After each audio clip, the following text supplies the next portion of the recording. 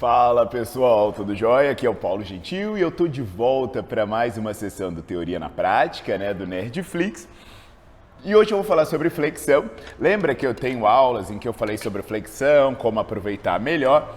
E tem um recurso, que em muitas academias tem, como aqui na Malharte, que são variações de um suporte como esse para você fazer as flexões. E eu vou fazer uma análise do que muda e do que você pode aproveitar melhor quando você usa esses suportes, quais são as suas vantagens e quais são as suas desvantagens. Eu comecei falando, que é uma sessão do Teoria na Prática, de repente você está assistindo pelo YouTube, é porque eu deixo ela disponível. Das mais de 200 aulas, são poucas a Teoria na Prática que ficam aqui, as outras centenas estão apenas para quem é assinante. E olha só, se você não é estudante ou profissional da área da saúde ou uma pessoa sem grandes pretensões, eu até entendo que você só fica aqui no YouTube acompanhando. Agora, se você é estudante ou profissional da área da saúde, ou se você gosta de conhecimento aprofundado, poxa, YouTube não é o lugar para você obter conhecimento, Vai no Nerdflix, aí você vai ver aula, você vai ver teoria, você vai ver fundamentação. Um monte de pergunta que a galera vai fazendo aqui tá lá, Tipo, pessoal, mas será que vale a pena eu fazer flexão? Ou eu tenho que ir para uma academia fazer supino? Ou será que eu tenho que variar a mão? Ou será que eu tenho que fazer isso? Será que eu tenho que fazer aquilo? Será que eu tenho que arrumar um jeito de fazer tríceps? Bicho, isso está tudo respondido no Nerdflix, tá? Hoje, então, eu vou falar para vocês sobre o que muda e o que não muda. Eu não vou falar, Eu vou demonstrar, vou fazer, vou colocar num software e depois vocês vão tirar as suas conclusões se vale ou se não vale a pena usar esse recurso. Então, se você está no YouTube e ainda não foi no Nerdflix, já deixa o seu like no vídeo, coloca para seguir o canal também, Porque aqui eu tenho vídeo sobre tudo que você imaginar e não esquece de ativar as notificações.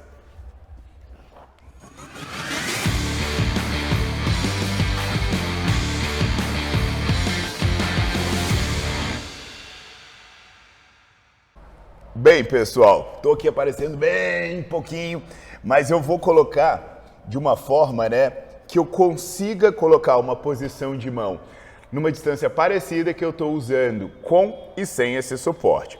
Então vamos olhar o que acontece quando eu uso esse suporte. Deixa eu trazer isso aqui mais para cá, que vai me facilitar num detalhezinho já na transição. Então eu coloquei eles aqui, coloquei o meu pé lá atrás e vou fazer aqui umas 3 flexões para vocês verem. Vou sempre bater o meu narizinho aqui. Narizinho é sacanagem. Bater ele aqui no colchonete. Não vou nem mexer na posição dos pés para não ter nenhuma outra diferença. Vou manter uma posição da mão parecida em termos de distância e vou fazer mais 3. Nariz. Vamos lá. Mais uma. Joia. Para quem gosta, E aí eu vou fazer os dois extremos, Vou usar essa pegada neutra agora. Então, com essa pegada neutra, eu vou fazer a mesma coisa. Eu vou fazer até o meu nariz bater lá. Turma, e aí? Hoje eu só estou fazendo isso. Se vocês quiserem explicação sobre a questão da flexão do cotovelo, tipo, pro tríceps, fazer mais fechado, fazer mais aberto, vocês me avisam aí, tá bom? Que aí depois eu faço. Simbora.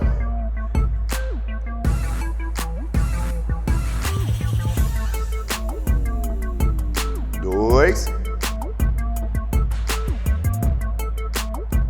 3. Joia. Agora aqui talvez, eu tenha que afastar um pouquinho esse negócio que eu vou ter que fazer de punho cerrado. Que por sinal, pessoal, é o jeito que eu faço, sabe? De punho cerrado. Não é porque trabalha mais ou menos músculo, é porque por causa do Muay Thai, do soco, essas coisas, você tem um bom alinhamento, você ter essa articulação firme e os seus ossos aí calejados pode ser uma boa ideia. Então vamos lá.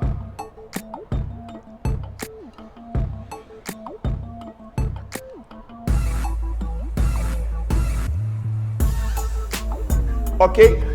E aí? Vocês viram alguma diferença no visual? O que muda e o que não muda? É claro, né? Que aí tem a questão do conforto, né? Tem a questão da mão, bonitinho, né? O ossinho tá meio calejado aí. Tem a questão do conforto da mão.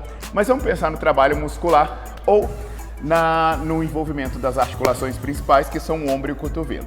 Então eu vou passar isso no software, depois eu volto aqui para bater um papo com vocês. Simbora! Então, pessoal, maravilha? Vamos às explicações, né? A primeira coisa que eu quero que entendam é que eu vou comparar uma variação de flexão com ela mesma. Por exemplo, eu vou comparar a variação da flexão tradicional, né, com as mãos mais afastadas, com ela realizada com as mãos mais afastadas, usando aquele apoio. Eu vou comparar a flexão fechadinha com ela mais fechadinha, usando o apoio. Isso daí é muito importante vocês entenderem, né? O objetivo desse vídeo específico é porque eu não posso comparar uma com a outra com a câmera posicionada dessa forma. Porque o que acontece? Os planos de movimento, em que os movimentos acontecem, eles vão mudar. Quando eu estou olhando de frente, né, quando uma pessoa está me olhando assim, ela vai analisar os movimentos que acontecem no plano frontal. É isso que eu vou conseguir analisar. E aí, quando você muda a pegada, além desse movimento que eu tenho no plano frontal, eu vou ter também o movimento que acontece no plano sagital. Então, comparar um com o outro com essa imagem não é uma boa ideia, tá bom?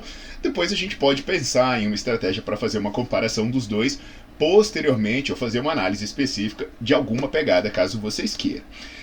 Como eu falo para o pessoal do Nerdflix, né, isso aqui é feito para vocês. Então, se tiver dúvida, vai ter que ir pedindo e, na medida do possível, eu vou atendendo.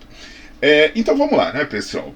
Lembrando que eu tenho as aulas sobre flexão, em que eu mostro, né, aqui mesmo no Teoria na Prática, o que acontece quando você eleva a perna, quando você eleva o braço, né? Inclusive eu demonstro nessa aula que você pode deixar uma flexão de braço mais intensa do que um supino. Você pode criar uma carga que é maior do que a sua carga corporal. Por exemplo, eu posso fazer uma flexão que pode equivaler a fazer um supino com 80, 90 quilos.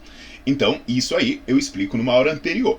Aproveitando essa questão, né, de aulas do Nerdflix, tem uma aula que é uma aula do campo teórico, que é uma aula que eu falo sobre treino com recurso alternativo, e nessa aula eu demonstro que o exercício com peso corporal, ele pode resultar nos mesmos ganhos de força e de massa muscular que um exercício feito na academia. Então, por exemplo, tem estudo mostrando que se você fizer flexão, você pode ter a mesma hipertrofia, pode ter o mesmo ganho de força do que você teria fazendo supino. Então, isso é uma boa notícia, por exemplo, para quem gosta de treinar em casa, quem gosta de treinar em espaços abertos e também para a turma da calistenia. Importante entender tudo isso.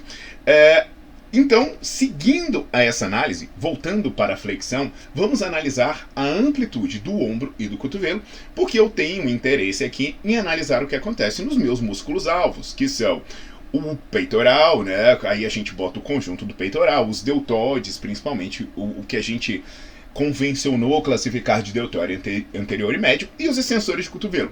A quem a gente dá destaque para o tríceps. Então a gente vai começar pela flexão feita com as mãos na posição tradicional, com as mãos mais afastadas, né, as mãos em pronação. O que vai acontecer? Eu vou deixar as duas imagens juntas, né, as fotos do final da fase excêntrica, início da fase concêntrica, para você ir olhando. E você vai perceber, né, o ombro, você vai perceber que eu estou calculando a angulação em relação ao horizontal. Então o que eu quero analisar? O quanto você alonga desses músculos da articulação do ombro. Então, por exemplo, eu cheguei aqui na horizontal, se o meu cotovelo continuar indo para trás, eu estou alongando. Então, quanto maior for esse ângulo aqui, mais amplitude eu estou tendo, mais eu estou tendo alongamento, e vocês sabem, pela aula de amplitude de movimento, a importância que isso tem para os meus ganhos de força e massa muscular. Então, quanto maior essa angulação que eu consegui no ombro, mais eu estou dando amplitude nesses músculos. Já no tríceps, eu vou analisar o ângulo de flexão do cotovelo. Então, o que vai acontecer? Quanto mais o meu antebraço se aproxima do meu braço, mais eu alongo o meu tríceps. Então, no caso do tríceps, quanto mais fechado eu estiver aqui, Quanto menor for essa angulação, mais amplitude de movimento eu estou tendo para os meus extensores de cotovelo. Então é importante vocês entenderem, e eu vou deixar sempre as duas imagens, ela já está aparecendo aí para vocês, né? Em cima vai ficar o movimento tradicional e embaixo vai ficar o movimento feita com esse suporte. O que você vai observar logo de cara no movimento tradicional quando eu apoio as palmas das mãos no chão? Eu consigo na articulação do ombro um ângulo aqui de 25,7 graus. Ou seja, eu fiz esse alongamento, aproximadamente um alongamento parecido até com o do supino. No tríceps eu consigo uma flexão de 41,6 graus. Agora você compara com a imagem de baixo e você vê que eu consigo 34 graus, ou seja, o meu cotovelo vai mais para trás. Eu alongo mais o meu peitoral, eu alongo mais o meu deltoide, eu tenho mais amplitude de movimento aqui. E o meu tríceps também, apesar de ser menor a diferença, né, porque agora eu venho para 38,1 graus, então eu tenho uma maior amplitude de movimento, tanto na articulação do ombro quanto na articulação do cotovelo, mas dando destaque para o que eu consigo de aumento na articulação do ombro. Então repara só que coisa interessante. Agora eu vou para o movimento com a pegada neutra. Então eu estou fazendo ele aí, né, na figura de cima, apoiado com a minha mão fechada, né? E aí na figura de baixo eu estou usando suporte. E novamente você verifica uma diferença de amplitude de movimento. O que eu consigo apoiando a minha mão no chão? Eu consigo 39,5 graus. Aí o que eu consigo usando o suporte? 47,6 graus. É uma bela diferença.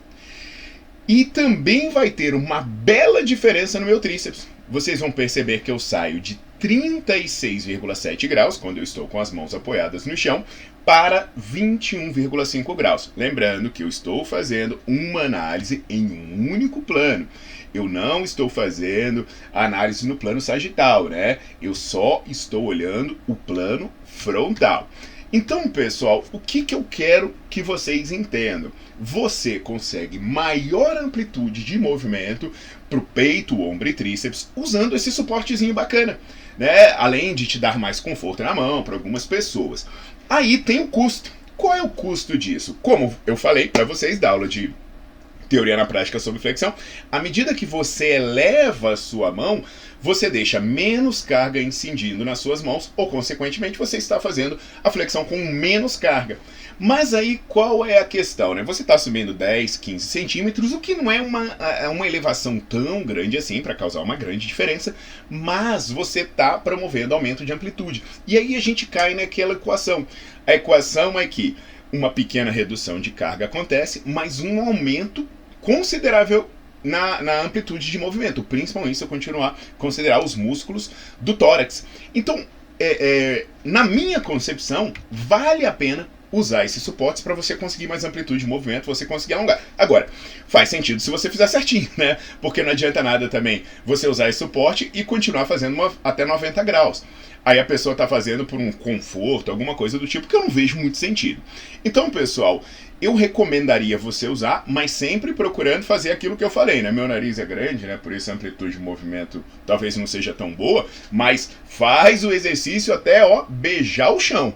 Ah, Paulo, mas eu uso o suporte e eu não estou beijando o chão. Esse suporte não está servindo de nada para você. Está sendo só palhaçada. Agora, outra coisa que se perde, né, é a questão da estabilidade. Porque, por exemplo, nas artes marciais, a gente usa muito essa questão de você fazer de punho cerrado, porque isso ajuda, por exemplo, no melhor encaixe de impacto de soco, até numa estabilização ali no jiu-jitsu, né, que você está trocando pegada, às vezes você está com uma pegada firme, para quando a pessoa fizer uma pressão. Mestre Bianchi é bom de dar mão de vaca, né? Mas a gente consegue resistir um pouquinho mais, você tem um pulso menos sensível aí para isso. E o calejamento, obviamente, né, da região de impacto dos seus socos. Então é essa a diferença.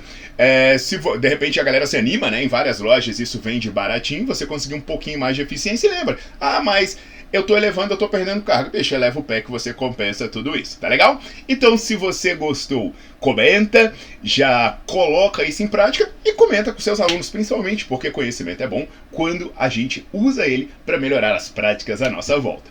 Até a próxima!